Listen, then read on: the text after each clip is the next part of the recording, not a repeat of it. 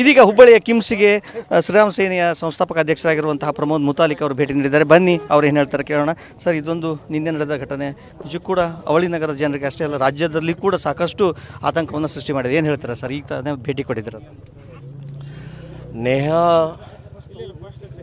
ಓದ್ತಾ ಇರುವಂಥ ಆ ಕಾಲೇಜಿನಲ್ಲಿ ಎಕ್ಸಾಮ್ಗೆ ಹೋದಂಥ ಸಮಯದಲ್ಲಿ ಕ್ಯಾಂಪಸ್ ಒಳಗಡೆ ಕೊಲೆ ಮಾಡೋದಿದೆಯಲ್ಲ, ಇದು ಅತ್ಯಂತ ಕ್ರೌರ್ಯವಾದ್ದು. ಇದನ್ನು ಯಾರೂ ಒಪ್ಪಲ್ಲ. ಅಂದರೆ ಕ್ಯಾಂಪಸ್ ಒಳಗಡೆನೂ ಕೂಡ ಸುರಕ್ಷತೆ ಇಲ್ಲ, ವಿದ್ಯಾರ್ಥಿನಿಯರಿಗೆ ಮಹಿಳೆಯರಿಗೆ ಇಲ್ಲ ಅಂತನ್ನುವಂಥದ್ದು ಒಂದು ಸಂದೇಶ ಹೋಯಿತು. ಎರಡನೇದು, ಕಾಂಗ್ರೆಸ್ಸು JDS BJP ನಮಗೆ ಸಂಬಂಧ ಇಲ್ಲ, ನಮಗೆ ಮುಸ್ಲಿಂ ಅಲ್ಲದೇ ಇರುವಂಥವರೆಲ್ಲರೂ ನೀವು ಕಾಫಿರ್ರು ಅನ್ನುವಂಥದ್ದು ಕೂಡ ಕ್ಲಿಯರ್ ಆಯಿತು. ಸೊ ಇದು ಭಾಳ ಅತ್ಯಂತ ಅಕ್ಷಮ್ಯ ಅಪರಾಧ ಆಗಿದೆ. ಇದನ್ನು ಒಪ್ಪಲಾರ್ದು ನಾನು ಖಂಡಿಸ್ತಾ ಇದ್ದೀನಿ. ಇದನ್ನು ಮಾನ್ಯ ಮುಖ್ಯಮಂತ್ರಿಗಳು ಒಂದು ಟ್ವೀಟ್ ಮಾಡಿದ್ದಾರೆ. ನಾವು ಕಠಿಣ. ರಮೇಶ್ ಸರ್ಕಾರ್ ಫೋಟೋ ಸ್ಟುಡಿಯೋ ಬಿಸ್ನೆಸ್ ನಿಂದ ವರ್ಷಕ್ಕೆ 2 ಕೋಟಿ ಟರ್ನ್ ಓವರ್ ಮಾಡ್ತಿದ್ದಾರೆ. ನೀವು ಕೂಡ ಅವರಿಂದ ಕಲಿಬೇಕಾ? ಅವ್ರ ಜೊತೆ ವಿಡಿಯೋ ಕಾಲ್ ನಲ್ಲಿ ಮಾತಾಡಬೇಕಾ? ಈಗಲೇ ಫ್ರೀಡಮ್ ಆಪ್ ಡೌನ್ಲೋಡ್ ಮಾಡಿ. ಶಿಕ್ಷೆ ಕೊಡ್ತೀವಿ, ಉದ್ವೇಗಕ್ಕೆ ಒಳಗಾಗಬೇಡಿ ಸ್ವಾಮಿ. ಉದ್ವೇಗಕ್ಕೆ ಒಳಗಾಗದೇ ಇದ್ದರೆ ಇನ್ನೇನು ಮಾಡಬೇಕು? ಇಂಥ ಸಮಯದಲ್ಲಿ ಶಾಂತಿಯ ಪ್ರಕ್ರಿಯೆ ಹೇಳ್ತಾ ಇದ್ದೀರಿ ನೀವು. ಅವನನ್ನು ಮೊದಲು ಎನ್ಕೌಂಟ್ರಿಗೆ ಆರ್ಡರ್ ಮಾಡಿ ಆಮೇಲೆ ತಾನೇ ಸರಿಯಾಗತ್ತೆ. ಅದು ಬಿಟ್ಟು ಉದ್ವೇಗ ಆಗದೆ ಇದ್ರೆ ಒಬ್ಬಳೇ ಮಗಳ್ರಿ ಅವಳು. ಇನ್ನೂ ಬದುಕಿ ಭಾಳ ಆನಂದವಾಗಿ ಜೀವನ ಮಾಡಬೇಕಾದಂಥ ಅವಳು ಜೀವ ಹೋಗಿದೆ. ಇನ್ನು ಉದ್ವೇಗಕ್ಕೊಳಗಾಗದೇ ಇದ್ದರೆ, ಕಣ್ಣೀರು ಹಾಕದೇ ಇದ್ದರೆ, ರೋಷ ಆಗಿದ್ದರೆ, ಸಿಟ್ಟು ಬರದೇ ಇದ್ದರೆ ಇನ್ನೇನು ಮಾಡೋಕ್ಕಾಗತ್ತೆ?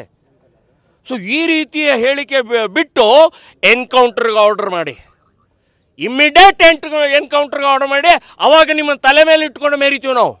ಮಾನ್ಯ ಮುಖ್ಯಮಂತ್ರಿಗಳೇ, ಕಠಿಣಾತಿ ಕಠಿಣ ಶಿಕ್ಷೆ ನಾವು ಕೊಡ್ತೀವಿ ಅಂತ ಹೇಳುವಂಥದ್ದು ಇದು ನಿಲ್ಲಿಸಿ ಅಂತನ್ನುವಂಥದ್ದು ನಾನು ಹೇಳ್ತಾ ಇದ್ದೀನಿ. ಈ ಮುಂಚೆನೂ ಕೂಡ ಗದಗನಲ್ಲಿ 23 ಬಾರಿ ಒಬ್ಬ ಮಹಿಳೆಗೆ ಇರಿದಿದ್ದ ಘಟನೆ ನಡೆದಿತ್ತು. ಅದಾನಂತರ ಇಲ್ಲೇ ನಿನ್ನೆ 12 ಬಾರಿ ಇರಿದಿದ್ದು. ಎಂಥ ಕ್ರೌರ್ಯ ಇಲ್ಲಿ ಆಗಿದೆ ಅಂತ ಅನಿಸ್ತಾ ಇದ್ದು ನೋಡಿ.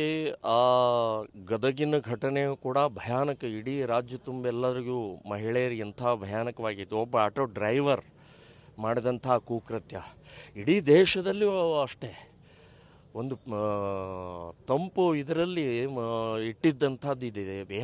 ಬೇಕಾದಷ್ಟು ಘಟನೆಗಳಾಗಿದೆ. ಇವೆಲ್ಲ ಕಸಾಬರಿಯವರು ಮಚ್ಚನ್ನು ಹಿಡ್ಕೊಂಡು ಹೇಗೆ ಮಾಂಸವನ್ನು ಕಟ್ ಮಾಡ್ತಾರೆ, ಹಾಗೆ ಜೀವಂತ ವ್ಯಕ್ತಿಗಳನ್ನು ಕಟ್ ಮಾಡುವಂಥ ICS ಮಾದರಿಯಲ್ಲೇ ಅವಳ ಕುತ್ತಿಗೆಗೆ ಕಟ್ ಮಾಡಿದ್ದಾರೆ.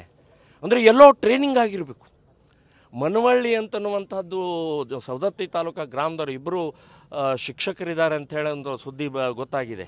ನಾನು ಹೇಳೋದು ಬುಲ್ಡೋಜರ್ ಹಚ್ಚಿ ಆ ಶಿಕ್ಷಕರು ಇಬ್ಬರು ತಂದೆ ತಾಯಿ ಕೇಳ್ತಾ ಇದ್ದೀನಿ, ಇದೇನಾ ಶಿಕ್ಷಣ ಕೊಟ್ಟಿದ್ದು ಮಗನಿಗೆ? ಕೊಲೆ ಮಾಡೋಕ್ಕೇ ಹೇಳಿದ್ದ ನೀವು? ಸೊ ಇದು ಅಕ್ಷಮ್ಯ ಅಪರಾಧ ಆಗಿದೆ. ಕಾಂಗ್ರೆಸ್ನವರು ಎಲ್ಲಿವರೆಗೆ ಕಾಂಗ್ರೆಸ್ ಇರುತ್ತೆ ಅಲ್ಲಿವರೆಗೆ ಈ ಕ್ರೌರ್ಯ ಮುಂದುವರಿಯುತ್ತೆ ಅಂತನ್ನುವಂಥದ್ದು ಹೇಳ್ತೀನಿ. ಸರ್, ಈಗ ಗೃಹ ಸಚಿವರು ಈ ಒಂದು ಘಟನೆ ಆಕಸ್ಮಿಕ ಅಂತ ಹೇಳಿದ್ದಾರೆ. ನೀವು ಅದಕ್ಕೇನು ಪ್ರತಿಕ್ರಿಯೆ ಕೊಡ್ತೀರಾ? ನೋಡಿ, ಗೃಹ ಸಚಿವರು ಆ ಸ್ಥಾನದಲ್ಲಿ ಇದ್ದುಕೊಂಡು ಆಕಸ್ಮಿಕ ಹೇಗಾಗುತ್ತೆ? ಹಿಂದೆನೂ ಬೇರೆ ಬೇರೆ ಸಂದರ್ಭದಲ್ಲಿ ಅವರು ನಿಮ್ಮ ಹೇಳಿಕೆಗಳು ಬಹಳ ಬೇಜವಾಬ್ದಾರಿ ಹೇಳಿಕೆಗಳಾಗಿದ್ದಾವೆ. ಮಾನ್ಯ ನೀವು ಗೃಹ ಸಚಿವರೇ, ನೀವು ಮಾತಾಡದೇ ಇರೋದೇ ಒಳ್ಳೆಯದು. ನೀವು ಮಾತಾಡಿದರೆ ಏನೋ ಅದಕ್ಕೊಂದು ಲೇಪನ ಕೊಟ್ಟು ಅದಕ್ಕೆ ಹಿನ್ನೆಲೆ ಇಟ್ಟು ಮತ್ತೆ ಮುಸ್ಲಿಂ ತುಷ್ಟೀಕರಣ ಮಾಡುವಂಥ ಪ್ರಕ್ರಿಯೆಯಲ್ಲಿ ಮಾಡ್ತಾ ಇದ್ದಾರಲ್ಲ, ಇದು ಸರಿಯಲ್ಲ, ನಿಮಗೆ ಶೋಭೆ ತರುವಂಥದ್ದಲ್ಲ ಅಂತ. ಈಗ ಯಾರಿಗೂ ಇವ್ರಿಗೆ ಭಯನೇ ಇಲ್ದಂಗೆ ಆಗಿದೆ ಪೊಲೀಸರದ್ದು. ಹಾಗಾದರೆ ರಾಜ್ಯದಲ್ಲಿ ಯಾವುದೇ ರೀತಿಯ ಭಯ ಇಲ್ಲ ಇವರಿಗೆ.